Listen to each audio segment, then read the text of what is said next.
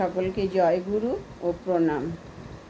পরম প্রেমময় শ্রী ঠাকুর অনুকূল চরণে রাঙা রাতুল চরণে আমার শত শত কোটি প্রণাম।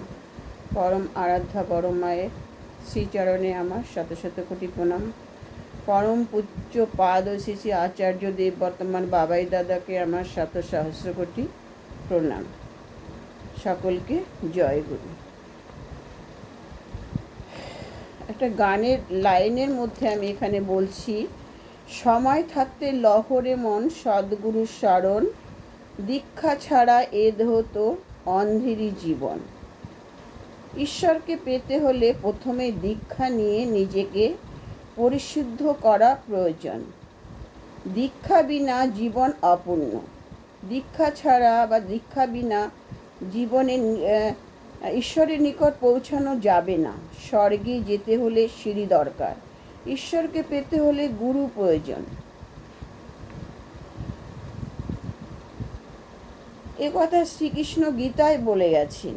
আমাকে পেতে হলে একজন সৎ গুরু দীক্ষার প্রয়োজন। গুরুর মধ্যে আমি বিরাজমান। ঠাকুর বলেন, উৎসব মানে উৎসমুখী চলা। উৎসব মানেই উৎসমুখী চলা, যেখানে সমবেত ভাবে সাধনা হয় সেটাকেই উৎসব বলে। আবার উৎসব মানে সমবেতভাবে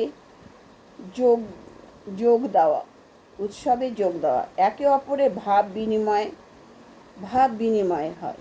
ওখানে একে অপরের যোগসূত্র তৈরি হয়। সমবেতভাবে ঠাকুরকে জাগিয়ে তোলা, ঠাকুরকে স্মরণ করা, মানুষের মধ্যে ঠাকুরকে তুলে ধরা, তার বার্তা পৌঁছে দেওয়া। প্রতিটি প্রাণে প্রাণে ঠাকুর চাইতেন মানুষ মানুষকে ভালোবাসুক। তাই জন্য এই যে বড় বড় উৎসবের প্রয়োজন হয়। হ্যাঁ, মানুষের সান্নিধ্যে যাওয়া যায়, মানুষের সঙ্গে একটা যোগসূত্র তৈরি হয়। আর ভালোবাসার সম্পর্ক গড়ে উঠুক। ঠাকুর চাইতেন মানুষের মধ্যে একটা ভালোবাসার সম্পর্ক গড়ে উঠুক।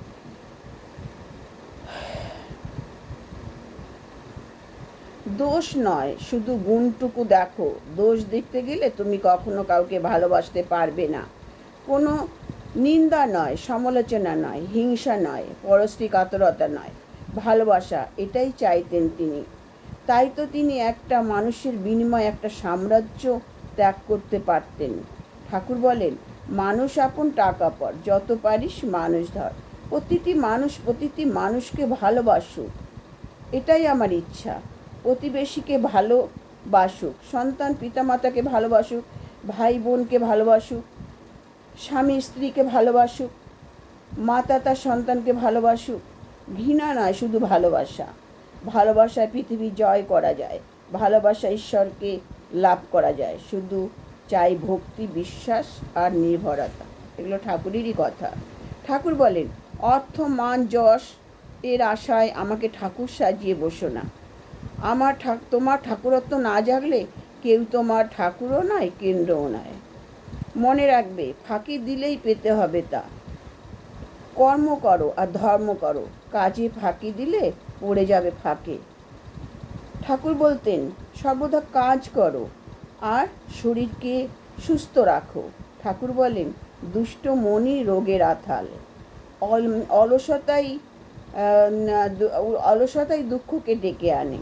কাজ করলে শরীর মন ভালো থাকে। আশ্রমের কাজে ঠাকুর যখন সৎসঙ্গ আশ্রম প্রতিষ্ঠা করেন বাংলাদেশে, পাবনা জেলায় হিমায়তপুরে, ঠাকুর নিজেও ঠাকুর তার সঙ্গী সাথীদের সাথে নিজে হাতে কাজ করতেন। সর্বদা তাদের পাশে থাকতেন। ঠাকুর বলতেন, আমি তোদের কাছে ধন দৌলত টাকা পয়সা কিছু চাই না। আমাকে শুধু মানুষ ভিক্ষা দে, আমি তোদের সব দেব। ঠাকুর বলতেন, শুধু আমাকে মানুষ ভিক্ষা দে, আমি তোদের সব দেব। ঠাকুর বলতেন, আনাচে কানাচে অন্ধকারে কত মানুষ কত দুঃখ কষ্টে আছে, দুঃখ দুর্দশায় পড়ে আছে। তাদের কাছে তোরা পৌঁছে যা, তাদের পাশে দাঁড়া, তাদের যোগ্য করে তোল।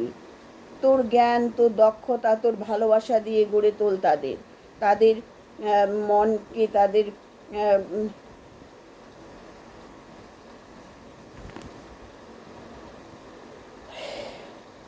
তাদেরকে দীক্ষা দে, তাদেরকে আমার আমার আমার তাদেরকে আমার দীক্ষা দে, আমার কাছে নিয়ে আয়, ঈশ্বরমুখী করে তোল, তাদের তাদের মহামন্ত্র দে, যজন যাজন ইষ্টভীতি স্বাস্থ্যবিনী সদাচার, এর মন্ত্র দেখবি তাদের আর দুঃখ থাকবে না, কষ্ট থাকবে না, তরতর করে এগিয়ে চলেছে শুধু নাম আর নাম।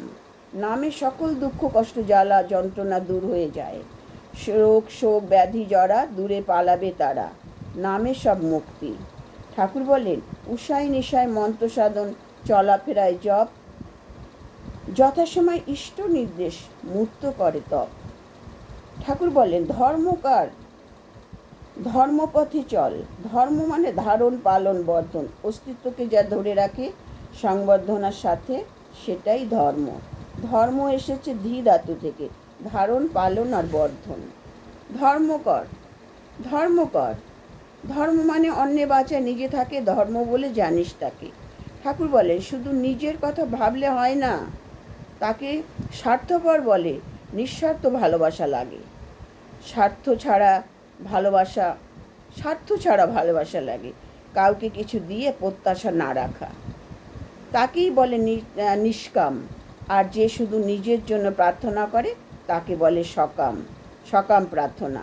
আর যে অন্যের জন্য প্রার্থনা করে তাকে বলে নিষ্কাম প্রার্থনা। অপরের মঙ্গল কামনা করো, নিজের মঙ্গল হবে। এটা সর্বদা ঠাকুর বলতেন, সর্বদা অপরের মঙ্গল চাইতে হয়। এটা বড়দাও বলতেন সর্বদা। ঠাকুর বলেন, সর্বদা অন্যের জন্য প্রার্থনা করবে, অপরের মঙ্গল চাইবে, এটাই সৎসঙ্গীদের কাজ। ঠাকুর আরও বলেন, পারিপার্শ্বিক যদি ভালো না থাকে তাহলে তুমিও ভালো থাকতে পারবে না। সকলে যদি দুঃখ কষ্টে থাকে তবে তুমি কি ভালো থাকতে পারবে? না, পারবে না। তাই সকলকে নিয়ে ভালো থাকতে হয়, পরিবার নিয়ে, পারিপার্শ্বিক নিয়ে।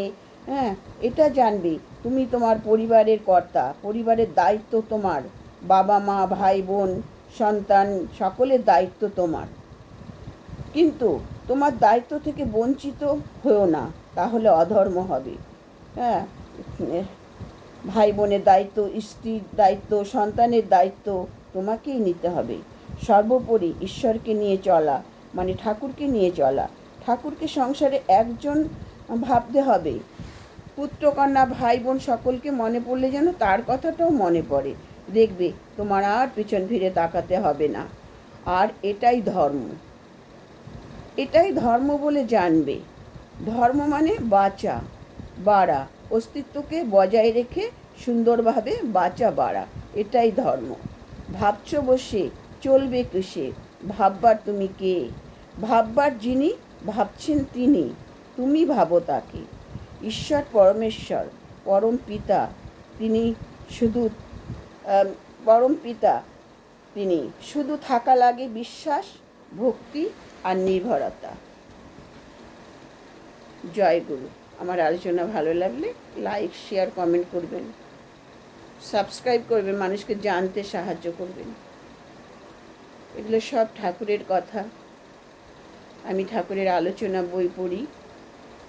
আমি সকালবেলা ইউটিউবে বড় বড় ঋত্বিক দাদার, গুণী জ্ঞানী ঋত্বিক দাদা, তাদের আলোচনা শুনে অনেক অভিজ্ঞতা হয়। ঠাকুরকে চেনা যায়।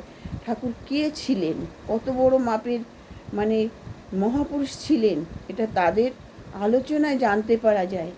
এই সকালে একজন ঋত্বিকের ডক্টর আলোচনা শুনলাম, ডক্টর কি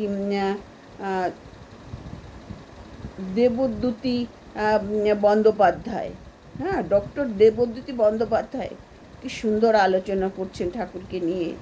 তাহলে এইগুলো হচ্ছে আলোচনা শুনলে, বই পড়লে জ্ঞান হয়, জানা যায়। শ্রী শ্রী ঠাকুর অনুকূল চন্দ্রের কথা জানা যায়, তিনি কে ছিলেন, কত বড় মাপের একজন মানুষ ছিলেন, কত বড় মাপের একজন মহাপুরুষ ছিলেন। মানুষ তাকে শুধু ঈশ্বরের জায়গায় বসায়নি।